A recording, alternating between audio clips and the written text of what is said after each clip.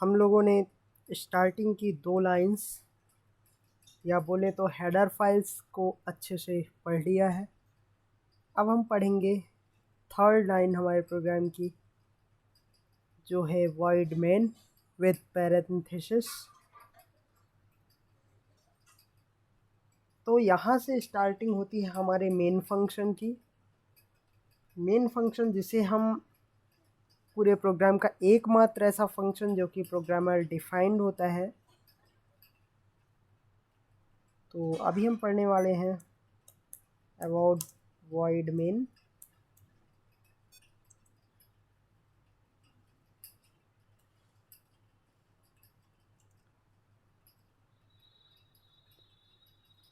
जिसमें void एक keyword है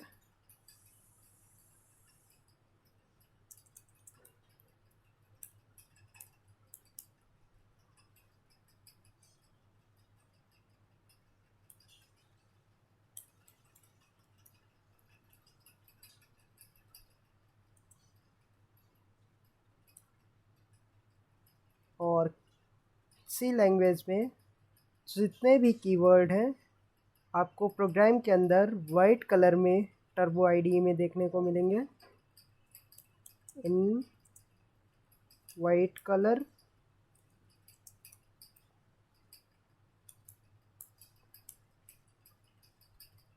तो यहीं पे हमारा एक थर्ड रूल भी आता है।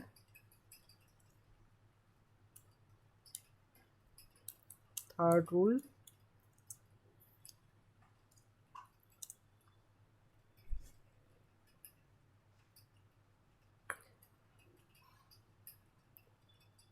क्या बोलता है, जितने भी कीवर्ड होंगे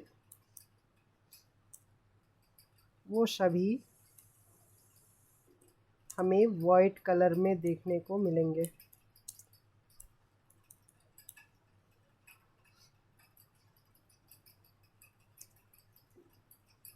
सी लैंग्वेज में टोटल नंबर ऑफ कीवर्ड्स हैं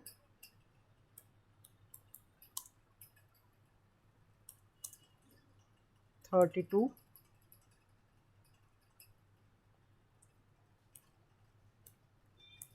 कीवर्ड्स को रिजर्व वर्ड्स भी बोला जाता है। Reserve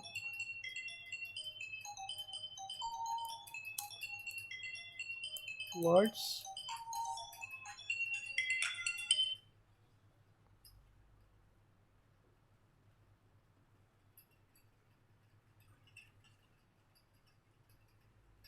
hello hello.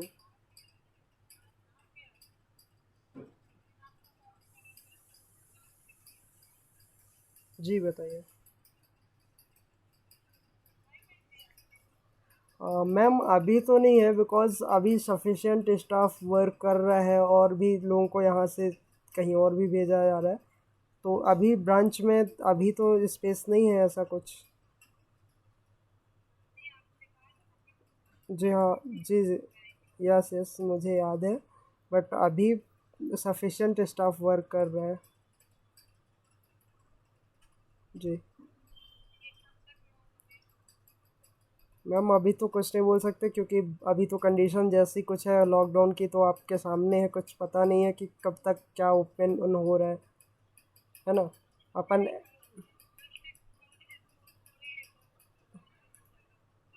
नहीं, ये बात सही है आपकी कि कल से स्कूल खुल रही, लेकिन अपन सुन तो बहुत टाइम से रहे हैं कि चीज़ें खुल रही हैं, पर मार्केट का जो रुझान है वो अभी भी उसी तरह है।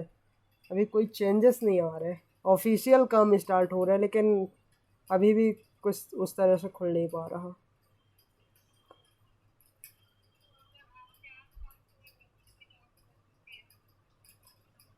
और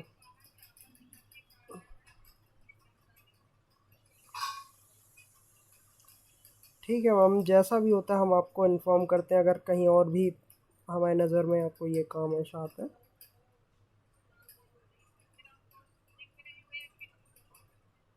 नहीं, हम करेंगे, आपको कॉल कर लेंगे, नो प्रॉब्लम।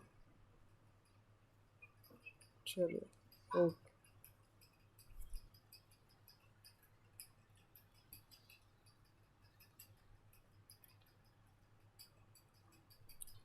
तो कीवर्ड्स को रिजर्व वर्ड्स भी बोला जाता है। तो टोटल 32 कीवर्ड्स हैं सी लैंग्वेज में। इन 32 कीवर्ड्स की लिस्ट आप इंटरनेट से निकाल सकते हैं। इंटरनेट में आपको ये सारे कीवर्ड्स मिल जाएंगे।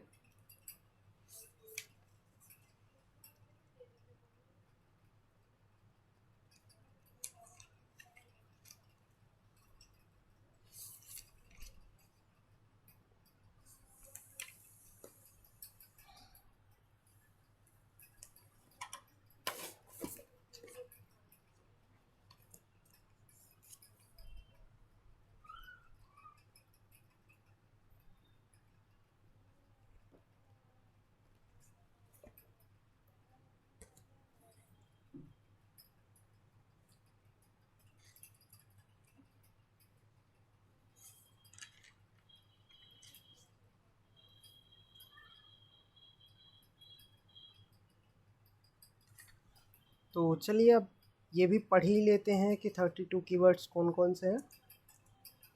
तो सबसे पहला है हमारा ऑटो।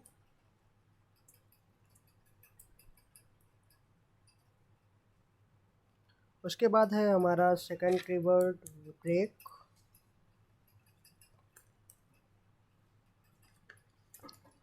उसके बाद है हमारा थर्ड कीवर्ड केस।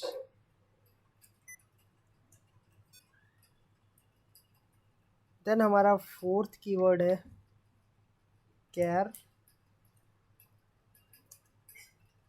नेक्स्ट है कॉन्स्ट।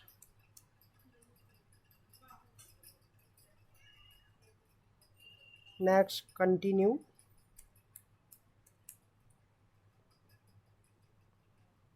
नेक्स्ट है default. Then do.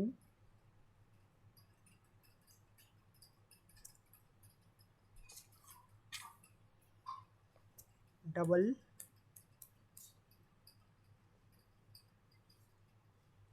Is.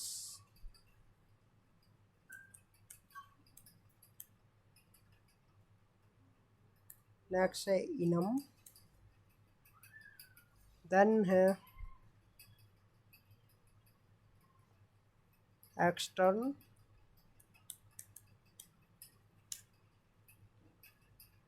Then float.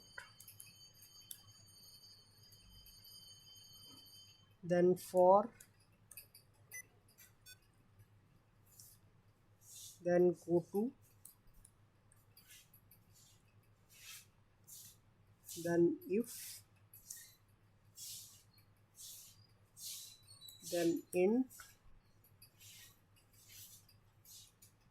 then long। then register। next return।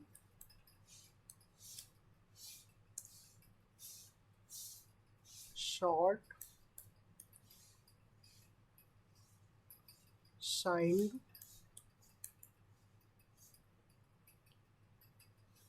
size of।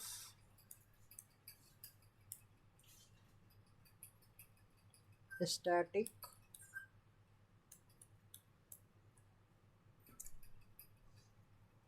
struct।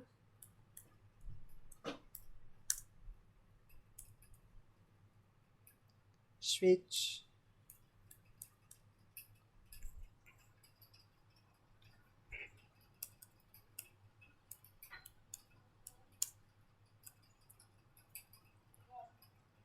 then typedef। then union। then unsigned।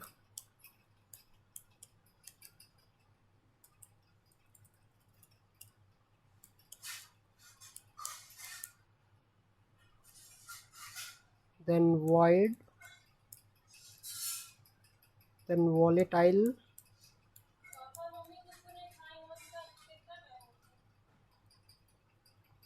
then while। तो ये रहे कुछ हमारे 32 कीवर्ड्स जो कि सी लैंग्वेज में हमें मिलते हैं।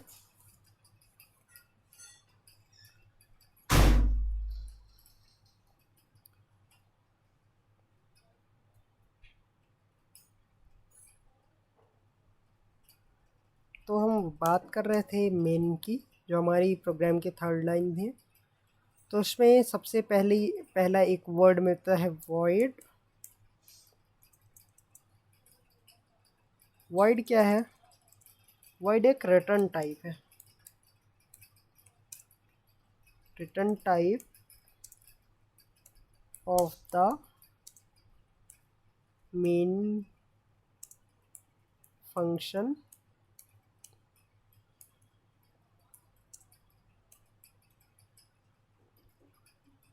अभी शायद आप लोगों को ये बात बिल्कुल भी ना समझ आई हो कि ये फंक्शन की रिटर्न टाइप क्या होती है।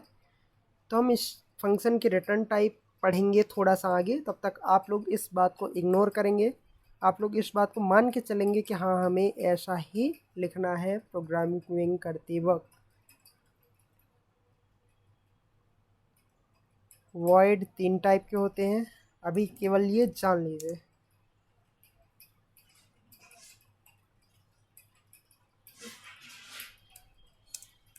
Three types of void.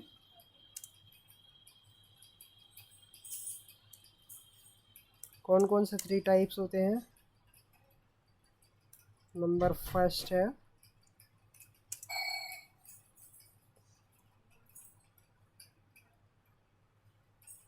Sorry 3 type of main. जो हमारा ये मेन फंक्शन होता है, इसमें 3 टाइप के मेन होते हैं। 3 टाइप ऑफ मेन। फर्स्ट होता है void main.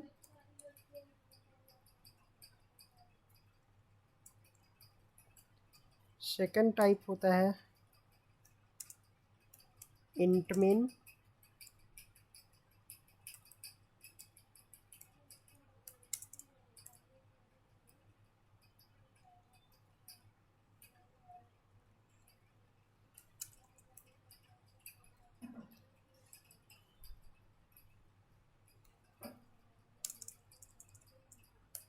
Then third type होता है ओनली मेन।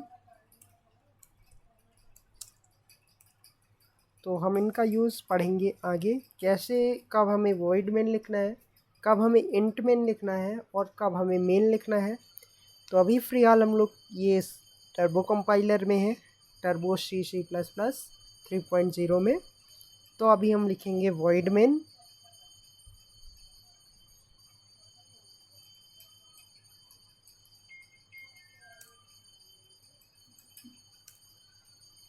तो यहीं पे अब सी लैंग्वेज का एक फोर्थ रूल आता है। तो फोर्थ रूल क्या है? फोर्थ रूल,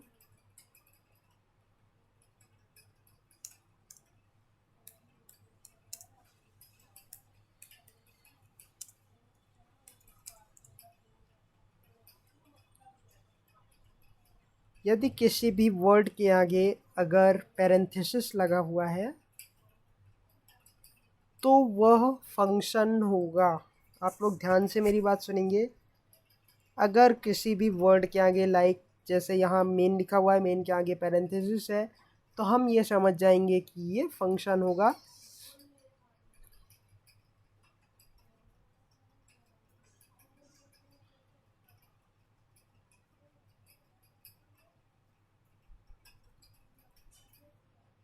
अगर किसी भी वर्ड के आगे मेन लगा हुआ है, इस बात का मतलब होगा कि वो एक फंक्शन है। ये सी लैंग्वेज का फोर्थ रूल है।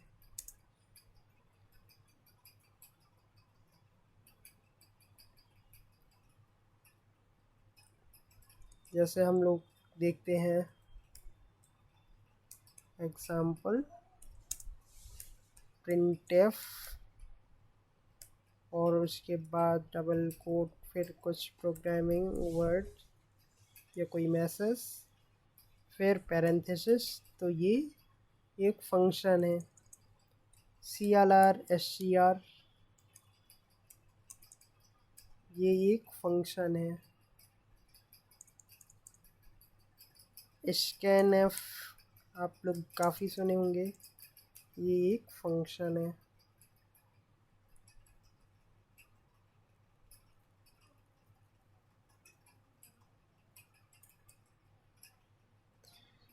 तो फंक्शन के आगे ऑलवेज पैरेंथेसिस लगा होगा। अब हम लोग पढ़ते हैं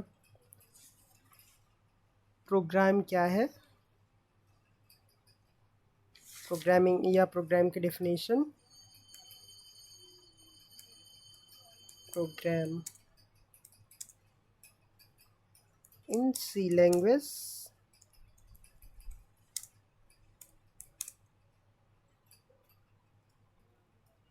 program is a set of functions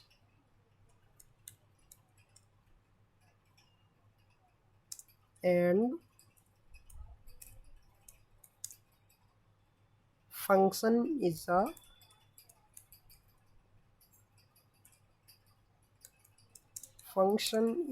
a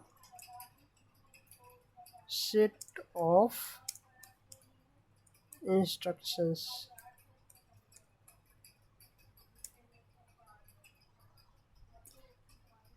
programme functions का एक सेट है और फंक्शन इंस्ट्रक्शंस का सेट है। तो चलिए आप कुछ क्वेश्चंस के आंसर्स जान लेते हैं। मेन क्या है? अगर कोई पूछता है what is main, main is a function. Main एक फंक्शन है। हम अपने प्रोग्राम में मेन नाम का फंक्शन क्यों बनाते हैं? इसका आंसर, सिंपल आंसर ये है, हमारे प्रोग्राम को OS या CPU उस लाइन से रन या एग्जीक्यूट करता है जिस लाइन से मेन नाम का फंक्शन होता है, जहाँ से CPU या ऑपरेटिंग सिस्टम को मेन दिखाई पड़ता है, वहीं से हमारे प्रोग्राम का एग्जीक्यूशन स्टार्ट होता है। इसीलिए हम अपने प्रोग्राम में मेन नाम का फंक्शन बनाते हैं। या तो ये कह सकते हैं कि ऑपरेटिंग सिस्टम या CPU मेन को ढूंढता है और मेन मिलने के बाद जहाँ से मेन मिल जाता है उसके बाद जो लाइन होती है वो एग्जीक्यूट होती है। क्या हम मेन नाम का ही फंक्शन बना सकते हैं या किसी और नाम का भी फंक्शन बना सकते हैं? इस बात का मतलब जो मैंने अभी बोली, क्या हम कुछ ऐसा प्रोग्राम बना सकते हैं जिसमें हम मेन ना लिखें, लाइक कुछ और लिखें मेन की जगह? जैसे वॉइड मेन हम लिखते हैं तो वॉइड मेन की जगह हम लिख दें वॉइड आज़ाद नाम लिख दें, तो क्या ये प्रोग्राम कंपाइल होगा? Will this program compile?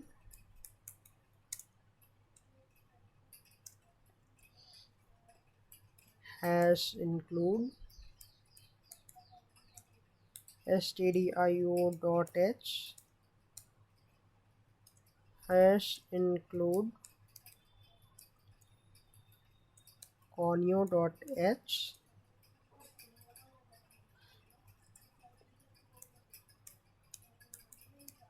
void main,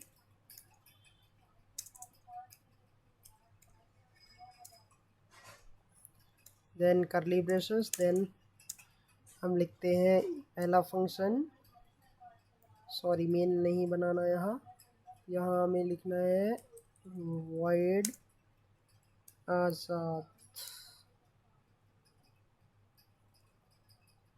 SCR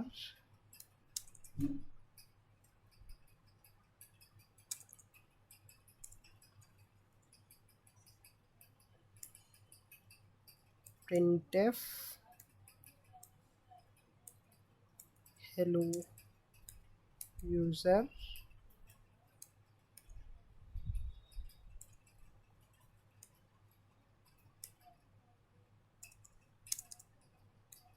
get ch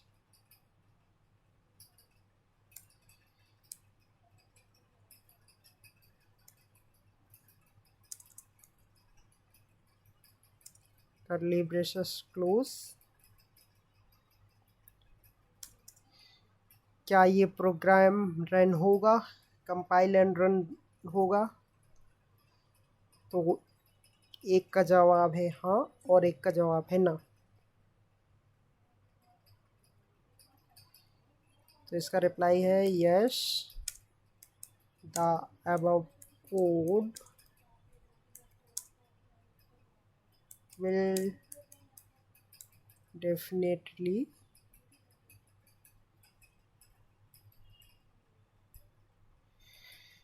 yes, the above code will definitely compile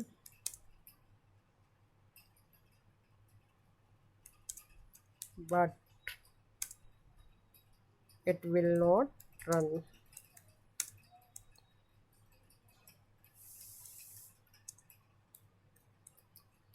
means ये कोड कंपाइल तो होगा लेकिन रन नहीं होगा। हमें अपने प्रोग्राम में मेन नाम का फंक्शन ही बनाना है।